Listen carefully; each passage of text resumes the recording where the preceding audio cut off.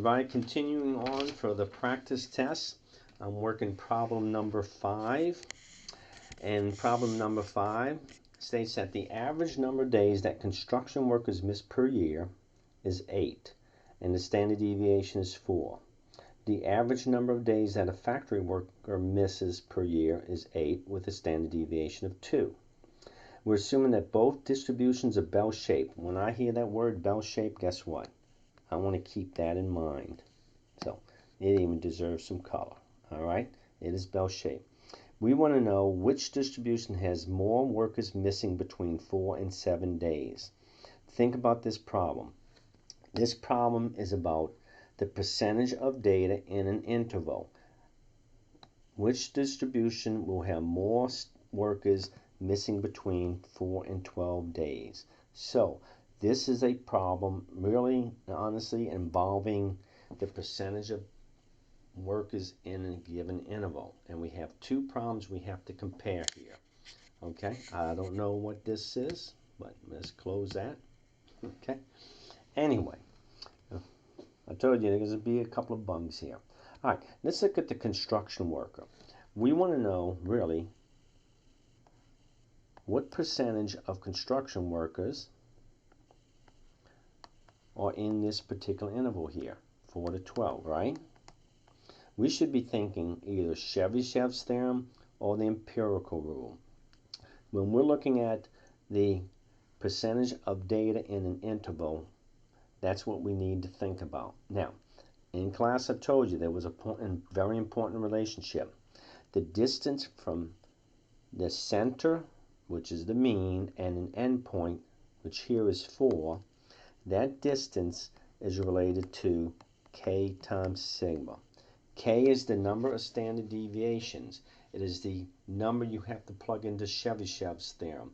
It is the number that you look up in the empirical table. We'll see that in a little bit, right? But anyway, very important relationship. You have to know it. The distance is equal to k times sigma. In this problem, I know the distance is equal to 4. I know sigma is equal to 4 also, right? For this one here, sigma is equal to 4. Here it is. So my distance, which is 4, is equal to k times 4, right? Solving for k is equal to 1. Now let's do the same thing for the construction workers, right? I mean the factory workers. So these are the construction workers, okay? And here are the factory workers, all right? Construction factory. Likewise, for the factory workers, we have an interval centered at 8. It is 12 and 4, right? 4 and 12. Once again, the distance here is 4 units. Once again, distance is equal to k times sigma. Here, the distance is equal to 4. We're trying to find k, but for this one here, the standard deviation is 2. So this is k times 2. So that tells me k is equal to 2. So now that I've found k for both construction workers and factory workers, the fact that this is bell-shaped, it tells me I can work with the empirical table. You don't have to remember this, okay? You can write it down in your little cheat sheet, right? But the empirical table says that for particular values of k, it gives you the percent of data in the interval, right? So it's going to tell me the percent of data in these two intervals right here, correct? All right, so when k is 1, it's 68%. When k is 2, it's 95%. And when k is 3, it's 99.7%. Well, for the construction workers, k is equal to 1. So this here is 68%. For all factory workers, k is equal to 2. For k equal to 2, it's 95%. So that tells me there are more workers missing between 4 and 12 days with respect to the factory workers as opposed to the construction workers. Factory workers, more data between those two values. So that answers the problem. What's the key here? knowing what the problem is about. It's about finding the percent of data in an interval.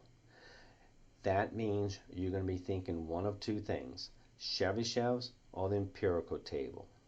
But no matter what, you have a very important relationship you will be working with, that the distance from the center to the endpoint is related to the standard deviation by this formula here, d equal to k times sigma. Once again, you can rewind this, right? Let's move on. We want to get this done, right? The mean for a given distribution is 100. You should be stopping the video. I'll keep reminding you, you should be stopping it, working it, and then watching. That way you can understand what you did not understand, right? All right, so the mean for a given distribution is 100. Standard deviation is 20. And I want to know what percentage of values of this distribution, whatever I'm talking about, light bulbs, test scores, whatever, factory workers, whatever, will fall between 70 and 130. So once again, I'm looking for the percentage of data. Well, I'll keep red for now. Yeah, we can easily take care. We're going to take care of that, all right? All right, we need to highlight. All right, let me get my black pen working now. There we go. So we have a interval centered at 100. One endpoint is 70. The other endpoint is 130, right? The distance from 100 to 130 is 30 units, right? We know that the distance is equal to k times sigma. Well, sigma here is 20. When I solve for k, you show yourself that k is equal to 3 over 2. Divide both sides by 20, right? 30 over 20 is 3 over 2, right? So now I have the value for k. Now, the question is, do I work with Chevyshev's or do I work with the empirical table? This says nothing about being what? Bell-shaped, right? Doesn't say bell-shaped here. I need to work with Chevyshev, which says the percentage of data is given by this formula here, 1 minus 1 over k squared, right? That's what the Chevyshev's theorem tells us, right? I'm going to put on pause for a second. Okay, back in action. All right, so now you're going to have to do some math here, but know what? You have a calculator, right? So 1 minus 1 over 3 divided by 2 squared is really 1 minus 4 over 9. You do the math here. Okay, it's in the denominator, you flip things, right? 3 squared, 2 squared, 9 over 4. You flip it, 4 over 9. 1 minus 4 over 9 is 5 over 9, right? 5 over 9 as a percentage is about 55.6%. So that tells me the amount of data in this interval here is at least 55.6%. So let's walk through this again. The idea of the problem is you're trying to find the percentage of data in an interval. Right away you should know either Chevyshev's or the empirical rule. I know it's Chevyshev's because I say nothing about bell shape, right? Right? Nope, doesn't say that. So I have to work with the Chevyshev. Anyway, both of them have that important relationship that the distance is equal to k times sigma. My distance from the center to the end point is 30.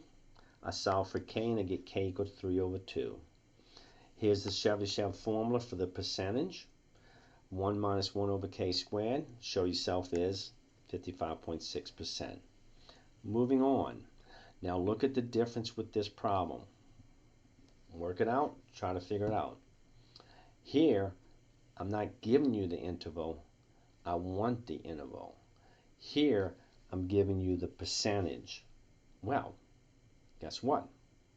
You can't work with d equal to k sigma, can you? Why? You don't know what d is. You don't know what k is. But you have the percentage. What do you know? You know Chevyshev's says the percentage is equal to 1 minus 1 over k squared. Let me get to my black pen here. You got to work with me, people, here. Don't turn me off.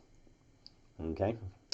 So my percentage as a decimal is 0.84. That's got to equal to 1 minus 1 over k squared. I need to solve for k squared. Got to do a little math here. Okay, but do you understand? Chevy Chevs gives me the percent as a function of k. I know the percent here. I don't have the interval. My little formula is not working for me right now. It's going to come into play, but it's not working for me now. I don't know the interval, so how can I figure out the distance? I don't know what k is, but I have the percentage. That's going to give me k. So, solving for k, 1 over k squared is equal to 1 minus 0.84, right? 1 over k squared is 0.16, right? Which is k squared is 1 over 0.16. How do you get rid of the square?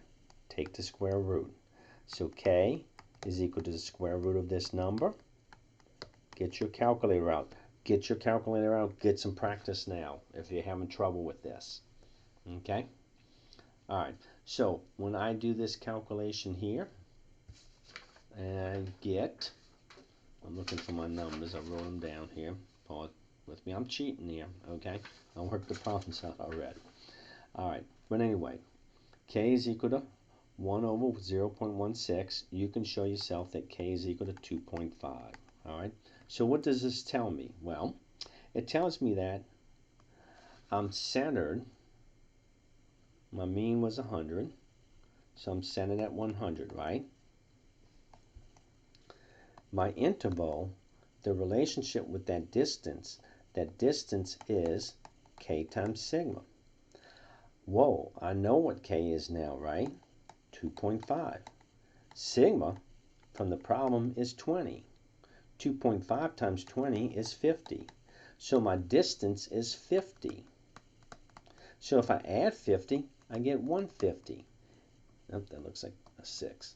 If I subtract 50, I get 50, right? If I add 50, I'm subtracting 50, right? So here's my interval, 50 to 100. That is, this interval will have at least 84% of my data. That interval, 50 to 100, sorry that it looks a little messy here, okay? I got to get used to my pen. I'm working with a new computer here, and it's aggravating me. Anyway, 50 to 100. All right. Got it? You can always rewind the video, right? All right. Saying nothing this week. It's a preseason game, so worry about your test. All right. For C. Now, wait. Same problem, but I'm saying it's bell-shaped. Bell-shaped means empirical table. I want the percentage of data that lies between 40 and 160. And I have 100 in the middle, right? So once again, I give you the interval. You can calculate the distance. The distance is 60. Distance is related to k times sigma, right? Sigma was 20. Solving for k, I get k equal to 3. But now this is bell-shaped. The empirical table, right? Well, look at the empirical table, 1, 2, and 3, and you see 3, the percentage is 99.7%. So, in this interval here, we have 99.7% of our data. All right? So, once again, we're given the interval here. Now we're saying it's bell-shaped. We get to use the empirical table. We determine k in the same usual fashion, relating the distance equal to k times sigma. All right, moving on. Last problem. This is, quote, the challenge problem. All right, here's the challenge. This is the hard one. Over the past month, I recorded the following gas purchases. I went out and bought gas at $3.15 and purchased 12 gallons. I also purchased gas at $3.29 and got 10 gallons. $3.37, 8 gallons, and $3.45, 15 gallons. And I want to know the average price I paid per gallon in the past month. Now, I am giving you frequencies here. When we have our frequencies of these numbers. In other words, remember, what is the mean? You add up your data and you divide by how many pieces of data you have. I do not have 4 pieces of data, meaning I don't add these 4 numbers.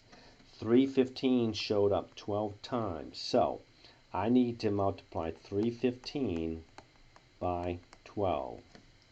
I need to multiply 329 by 10. I need to multiply 337 by 8. I need to multiply 345 by 15 because that's how many times that piece of data showed up. I'm giving you the frequencies here, right? So once again, the common mistake is add these numbers up. Nope, you can't do it. All right, so how many pieces of data do I have? Well, 12, 10, 8, and 15 is 45. So I divide by 45, right? When you do the math here, you're going to get 149.41 divided by 45. Show yourself that, and the answer is 332. So on average, I'm paying 332 per gallon. But again, these are my data values, but this is a frequency table, so this is how many each piece of data shows up. So if you want the mean, you got to add up all the data values. 315 doesn't show up once, it shows up 12 times. So there you go. Moving on, I need the mode. The mode's the number that occurs the most, right? Let's look at the thing. I'll chart. Well, 345 shows up 15 times.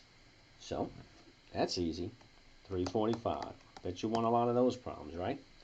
Now the median in this problem can be a bit of a challenge. The reason is because I have all these numbers here. So this one's a bit of a challenge, all right? So you can do it one of 2 ways, okay? You can kind of say, you know what? I have 45 pieces of data. 44 is a nice clean number. If you look at 44, 22 data values here, 22 data values here, right? So in a way, 22 and 23 would be average, but I actually have 1 extra piece of data, so that shifts it over 1 to 23. So the 23rd data value is going to be the median. So 12 data values here. Now I'm at 22 data values, so guess what? In the 3rd class or category is going to be the 23rd data value. I'll repeat that. Let me erase all this. I got an eraser. Why not? Once again, the first 12 pieces are there. The second 10 pieces are there. Again, gets me to the 22nd data value, right? So you know the 23rd data value has to be in this interval here. So my median is 337. End of story, y'all. Good luck, and, well, let me know if you have questions.